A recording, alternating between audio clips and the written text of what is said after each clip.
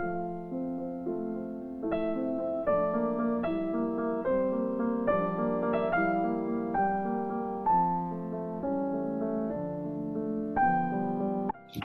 so good to see everyone. I'm Zefyr. I'm one of the co-editors of the Lexington Review. And I'm Joss. I'm the other co-editor of the Lexington Review. And we're so excited to have our Lexington Review writers here, Emanuela, Irene, and Paisley. We're going to hear from them in a few moments. And I just wanted to sort of give an overview of the Lexington Review for those who might not be familiar. So I'm going to share my screen just so you can see what it looks like. Lexington Review is an online journal produced by the Baruch College Writing Center. Our goal is to showcase strong academic and classroom writing by undergraduate and graduate students, and to foster a community of writers, readers, students, and teachers. We welcome submissions that show the breadth of Baruch student writing, from term papers to research projects to multimodal and digital writing. We'll drop the link for the review in the chat so that if you're interested in either reading some of the additional works, you can find the different categories, or we hope that you'll all consider submitting your writing to the Lexington Review. Yes, I think so. The way that the event is going to go, we're going to ask our writers to read an excerpt from their pieces. And then we will have some time for you to ask them questions, either about their work, about their inspiration, about how it was to sort of work with us to get a piece ready for a submission. And so as you're listening, I would definitely think about what you would like to ask them. All right, so without further ado, let us hear from our writers. Absolutely. And I'm going to be sharing my screen during some of this if you want to follow along, but also feel free to explore the Lexington Review website throughout this as well. Obviously, this is to celebrate the writers, but there are a bunch of ways you can kind of become acquainted or familiar with everyone's work, and I take the full range of opportunities that you can here. So I wanted to start off with our first piece, which is it's entitled Application of Social Psychology to Real World Issues, Social Distancing and Mask Wearing, and it's specifically about the sort of past year. It's a more sociological framework by Paisley Shultz. And I wanted to just start off by reading my introduction that I wrote to it on the Lexington Review website. There are many things about this insightful, wide-ranging analytic essay that stood out to us. One of the main things we were impressed by, however, was Paisley's nuanced, measured analysis of complexly interlocking behaviors over the pandemic, using social psychology as a framework of analysis, but not ignoring larger political undercurrents as well. On a revision level, we were impressed by the ways that through each subsequent draft, Paisley pushed her thinking further, adding nuance and incorporating more current events, especially around former Governor Cuomo's initial surge of popularity and subsequent fall from grace over the past 2 years. This is an approach to revision as space for exploration and expansion that we were heartened by, and are excited to share this with the rest of the Lexington Review community.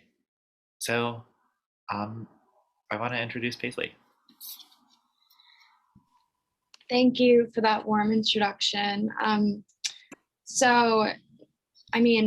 As you saw before, the title of this piece is Application of Social Psychology to Real World Issues, Social Distancing and Mask Wearing. And I'm going to read a short excerpt from the piece of the first couple of paragraphs. At the onset of the pandemic in March 2020, people around the world were faced with immense fear, anxiety, and depression as they became increasingly concerned about the current and potential hardships they would face in the following months, which became years. COVID-19 would have the greatest direct impact on people's social lives, forcing them to retreat inside their homes and socialize in ways they largely never had. Indeed, through each phase of the coronavirus, the greater American society has observed a huge range of behavioral responses to these tremendous life changes. In certain parts of the United States during those initial months, there were people partying on Florida's beaches during their spring break, as though no virus was killing thousands of their family members, friends, and neighbors. At the same time, other Americans obsessively washed their hands, wore masks everywhere they went, and became borderline agoraphobic, refusing to leave their homes even for groceries and toilet paper. It is important to understand that people's concerns about contracting the virus are closely linked with how valuable American society deemed them to be, considering that college-age Floridian partygoers' fearlessness stood in stark contrast to the trepidation of people with pre-existing health conditions and elderly individuals residing in nursing homes. Through the lens of social psychology, it is interesting to theorize exactly why many of these social behaviors stood in great contrast to one another. By examining people's behaviors with respect to mask wearing and social distancing, social psychologists may better understand the impact of important psychological concepts like cognitive dissonance, confirmation bias, negativity bias, social comparison, persuasion, and conformity.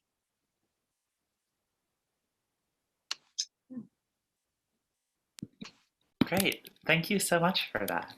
So yeah, feel free to use clap emojis if you want to. So I want to move on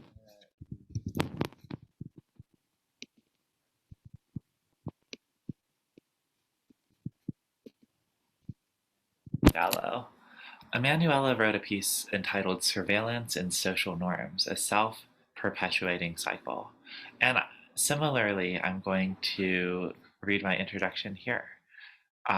Also, I should say, by coincidence, all of the people reading today are folks who I personally worked with, which is why I'm reading all of the introductions. Joss is also a very hands-on and hardworking editor, and has similarly incisive comments on the essays that he worked on as well. There's an equitable distribution of work on the editorial end of things. So about Emanuela's work, there are a lot of interlocking parts of this essay. One thing that stood out to us, the editors, though, was the wide range of sources and topics it incorporated into its 9 pages. Dipping into specific and focused textual analysis in multiple parts of this paper, Gallo's essay is a strong example of how to connect multiple examples and subpoints into a longer, more nuanced argument. And here is the link to that in the chat as well. Take it away. Thank you. Okay. So just introduce myself. My name is Emanuela. I'm a double major in journalism and political science. And I'm also a Macaulay Honor student, and I'm also a junior at Baruch. Okay. So surveillance acts as a compelling force in regard to human behavior. The state of being observed enforces societal norms, defined as socially enforced rules, behavioral patterns, or internalized values. Public visibility applies pressure on individuals to conform to expected conduct. Michael Foucault, in Discipline and Punish, The Birth of the Prison, describes this phenomenon by analyzing the panopticon, a social control mechanism characterized by a circle of prison cells surrounding a central observation tower. He writes, "He who is subjected to a field of visibility and who knows it assumes responsibility for the constraints of power. He becomes the principal of his own subjection. Inmates internalize the surveillance and assumed omniscience, thereby regulating their own behavior in accordance with the rules. Cyclical by nature, the relationship between surveillance and norms does not end here. When confronted with the prospect of surveillance, norms play a major role in dictating one's response. Just as surveillance compels adherence to norms, norms compel adherence to surveillance. The values people hold drive them to ignore the terrifying consequences of privacy violations and into the cold embrace of heightened surveillance. By analyzing norms through a legal, ethnographic, and literary lens, This essay will argue that surveillance fulfills needs created by societal norms, protection from abuse anxiety, ego blows, and perceived racial lawlessness, putting pressure on individuals to fall in lockstep with surveillance. Thank you. Thank you so much for that. Let me add my little clapping emojis. And just to circle back, I realized for a second, Paisley, I don't believe you sort of said your major or you introduced yourself. Do you want to just like pop back in for a second with some of that information if you're comfortable sharing it? Yeah, I am a junior at Baruch and the Macaulay Honors College, majoring in industrial organizational psychology and minoring in the arts in New York City studies and English. Incredible. Thank you. So finally, I'm really excited for our last writer today, who is writing a more personal narrative. So I'm going to share my screen again, paste a link in the chat as well. And Irene wrote a piece called The Odyssey of My Life. So same thing, just go read my introduction. There are several things that stood out to us about this personal essay, from its focused, specific details about the writer's life to the effective transitions between paragraphs and scenes. However, what we thought was most useful here was the essay's emotional narrative, moving from shame to self-discovery to loss to an altruistic self-acceptance by the essay's end. This strategy is an exemplary way to write personal narratives, especially ones that touch on complex subjects, as The Odyssey of My Life does with Paisley disease, loneliness, stigmatization, and grief. Thanks so much. Irene, do you want to introduce yourself? Hi, I'm Irene. I'm an English major and I'm a senior at Baruch. So I'm going to be reading today from the second and third paragraph of my paper. All right, so a tumultuous year of my life was during 7th grade in 2014, where I remained hospitalized for 2 weeks after my surgery after half a year of having swollen lymph nodes. After getting out of the hospital, I had to be homeschooled for the rest of the school year to protect myself from getting sick from other students, as I was still vulnerable. It was hard not seeing the rest of my friends at school, and I became more lonely. It was one of the hardest years of my life. The following year, I traveled down to the National Institute of Health to be evaluated by health professionals. They soon discovered that I had a rare disease called Paisley disease. Paisley disease is a rare genetic immunodeficiency disease that gives a person increased susceptibility to bacterial and viral infections. Currently, it is incurable but can be treated with medicine in the form of pills. When I wasn't sick, others viewed me as a strong child. However, my mental and emotional health was in constant flux. Some days were better than others, but when stressed, my eating habits changed on the fly, and I had several days where I consumed less food. It was a tough thing to overcome, but I eventually got better as the medicine began to help me and keep me safe. Thankfully, this disease does not prevent me from living my life the way other terrible diseases do. Though I will always be stuck with this disease for the rest of my life, I always look at the bright side of life. Thank you.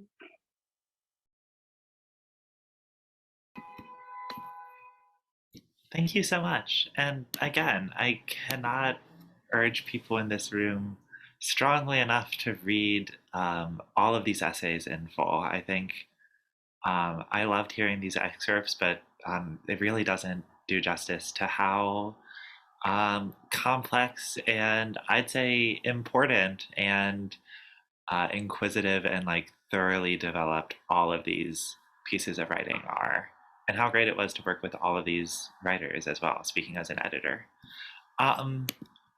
That said, we have a little bit of time left, so I want to just take the next 10-15 minutes, depending on what people's energy is, to pivot towards questions. Joss and I can ask a few questions to the writers if no one else has anything that came to mind. But I'd like to emphasize everyone else in this Zoom room first. Are there any questions that you all have? Is there anything that people are curious about? Feel free to type things in the chat or raise your hand as you'd prefer.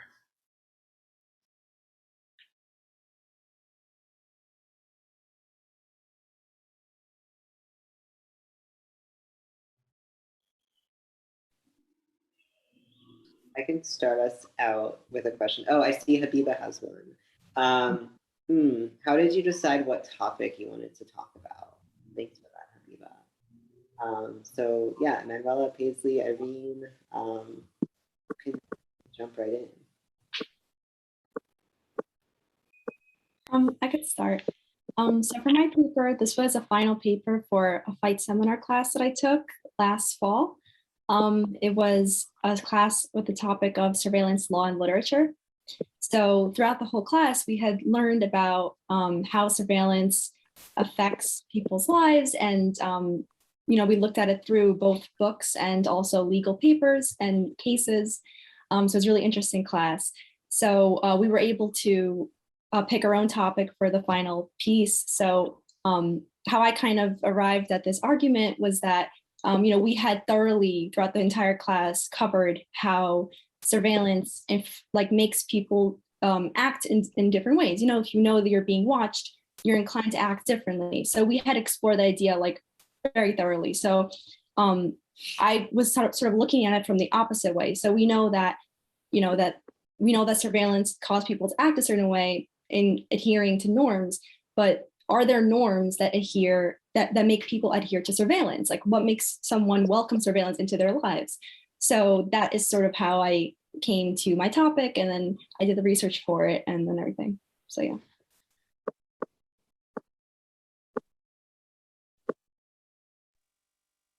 Well, for me, I chose my topic based on my Great Works of Literature class. We were reading the Odyssey, so my professor assigned us a topic basically to try to tie our life into the Odyssey, to pretend like we are Odysseus' son. And so I used Homer's The Odyssey as my inspiration, and I went from there.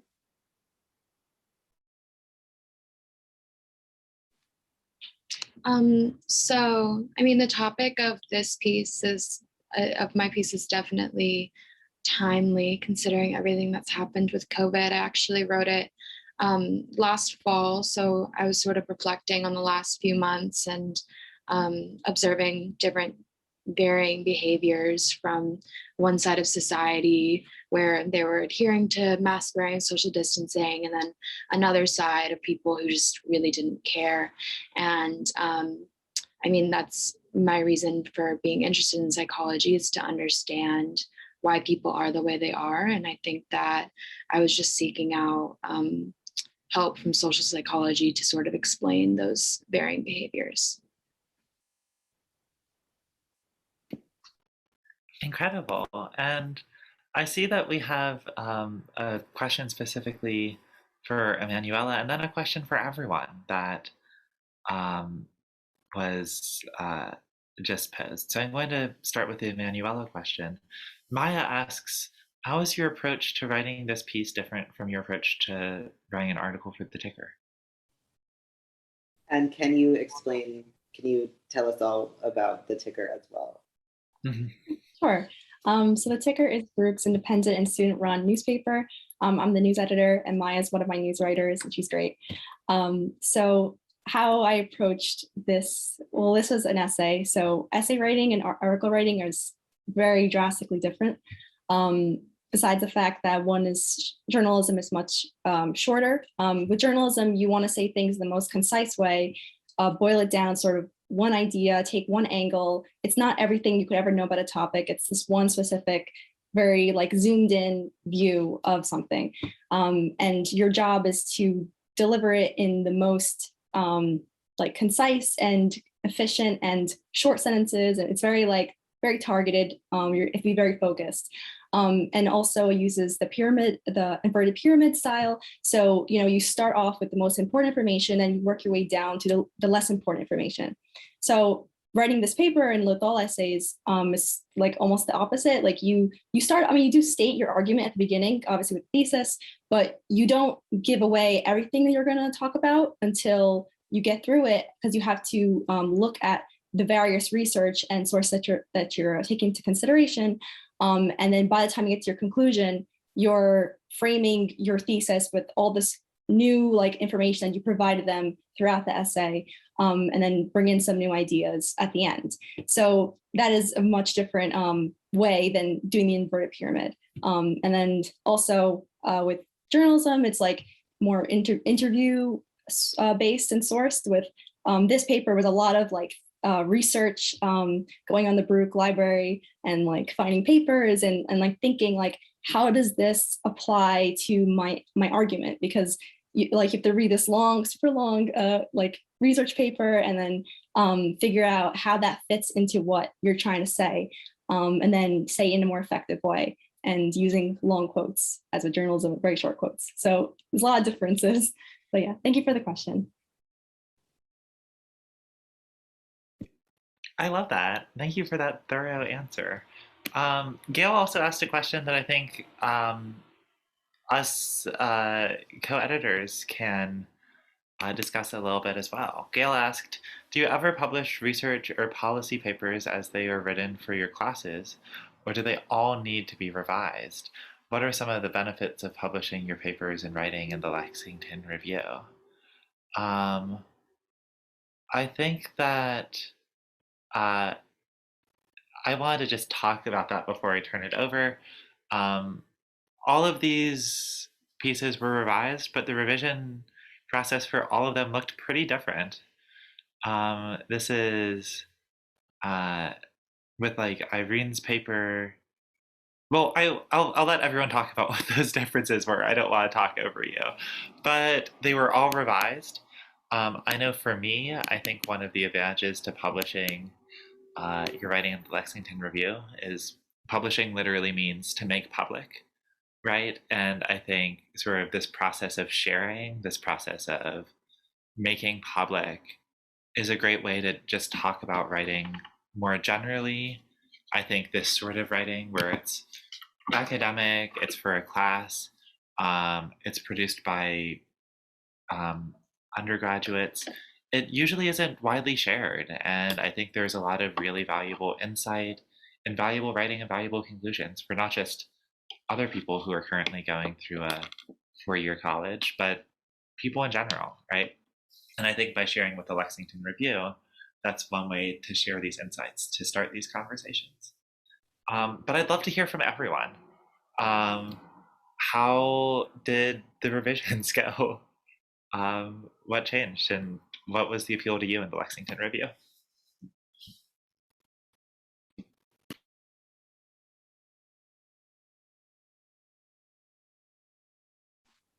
I can, oh, do you want to go? No, go right ahead. Okay, thanks. So I wrote and submitted this paper for a class in December 2020. Then I submitted the paper to the Lexington Review in May 2021. And then since that time, we've sort of, we met over Zoom to talk about my paper and where exactly, what direction we saw it going and how it could be better or make more sense for the Lexington Review. And then over the next few months, we kind of just sent drafts back and forth.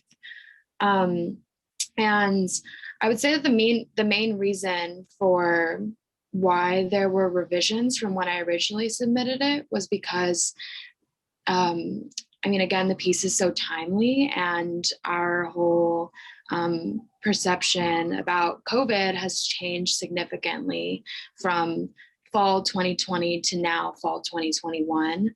And I mean, there are a bunch of aspects to my piece. I talk about sort of the internal forces that affect people's behavior, and then the more external forces that affect people's behavior. For instance, I speak to Governor Andrew Cuomo's ability to persuade New Yorkers to adhere to mask wearing and social distancing. And I think the public's opinion about him and his position has changed a lot since last fall, and consequently changed his ability to persuade people's behavior. And then just in a broader sense, I mean, the vaccinations are now rolled out. Most people in New York, I don't know if it's most actually, but many people in New York are vaccinated. So the editing process, I think, was effective in not only explaining people's behavior at that time, but also explaining why people's behavior has changed as well. Incredible. Thank you for that. Anyone else want to share? Want to talk about the editing process? Yeah, I could talk about the process in my paper. Basically, I think the editing process is very beneficial for me because I didn't really put as much, I didn't see the potential of my papers beyond just assignments for my class. So I just thought of it as a one-time thing. I didn't really put a lot of detail, and it was just, I wrote my paragraph, I did a submitter, get my grade, and I'm done. But then through the editing process, I got to see like the potential of how it could be a lot better, and it could be beneficial for others to read as well. Absolutely. And I think Irene's piece is an especially good example of that because it started, the title and like the initial thrust of the piece came from this explicit comparison to the Odyssey, and that pretty much completely disappeared as we kept working on it. I was like, wait, actually, there's all this other stuff that's more interesting. Let's keep pushing further into this instead. And like the frame and the container for it pretty radically changed. Emanuela, is there anything that you would like to add? Sure. We met over Zoom, and then after that, I had like asynchronous edits, and then I made those edits. Then we met for like the last time, I think, before the piece was submitted. So that's just like the technical aspects of the editing process. But I think the major thing that changed with my paper was sort of the introduction of morality into it, because so I have three like main sources in my piece. A legal case of a 1968 Supreme Court case, Terry versus Ohio. Then I have this ethnographic piece about swimming teams, and like it's about coaches who are welcoming surveillance into their lives because of like anxiety about abuse, because of like sexual assault cases with children. And then there's a literary source in this book called The Circle by David Eggers, which is a dystopian novel about a surveillance society that rises out of technology. So, two of these things were not so good because the court case was sort of arose from like a lowered legal standard that came out of white and Black racial tensions during that time. So those were not so good norms. Then there was, in the literary text, there was norms of narcissism. So again, that wasn't a good norm. But then in the ethnographic piece, it is a good thing that, people are very cautious and very aware of sexual assault possibilities between adults and children, and being very careful about monitoring those relationships, making sure nothing's happening that should not be happening. So the way that we reordered my piece, and I sort of added a few sentences here and there to sort of introduce that morality that, sometimes these norms and the surveillance, the norms that cause people to welcome surveillance, like some of them are bad, but then also some could be good. I love that. Thank you to everyone for those answers. I want to be conscientious of time and also conscientious of Zoom fatigue, right? So I love the questions that we got. I think we have time for about one more. One or two more, if anyone has questions for the writers or for the editors as well. I see that. Do You we want to take that? publish? Yeah, do we publish on scheduled intervals or as the pieces are ready?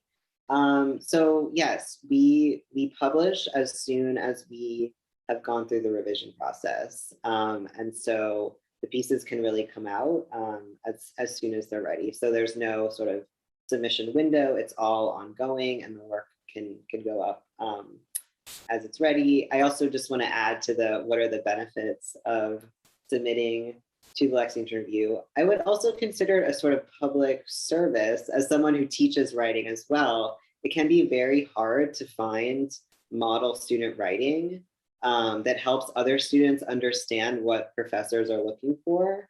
And so I know that I use Lexington Review as well as a lot of other colleagues at other institutions and at Baruch to sort of help share with students, what are examples of the sort of academic writing that we're looking for in the classroom, which again, I'll emphasize is really not very easy to find. So I do think it really helps the sort of general academic community when you're able to share pieces that you put a lot of time and effort into. So another big thank you to our writers for both sharing their work and also being part of this event. Does anyone else have maybe one more question for the writers, for the editors?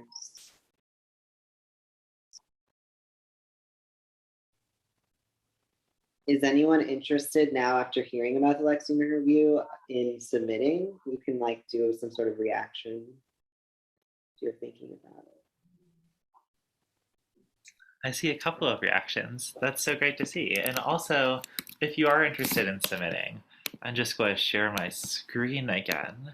I pasted a link here, but if you go to submissions and nominations up at the top right here, there are these two buttons to submit your own writing or to nominate the work. This second button, nominating the work of a student, was initially intended for instructors, but if you have a friend whose work you're really impressed by, I would run this by the friend first, right? I wouldn't just surprise nominate them. But if you want us to look at someone else's work, maybe someone who's a little bit less comfortable advocating for themselves, by all means, feel free to do that as well. So you have these two options.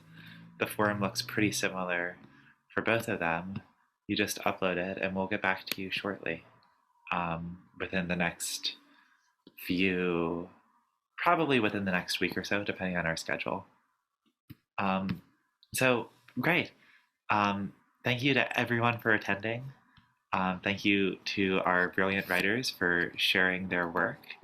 And I hope you all are as excited by what you heard and saw today as I am. I'm going to stop this recording now, but thanks to everyone. Thank you all.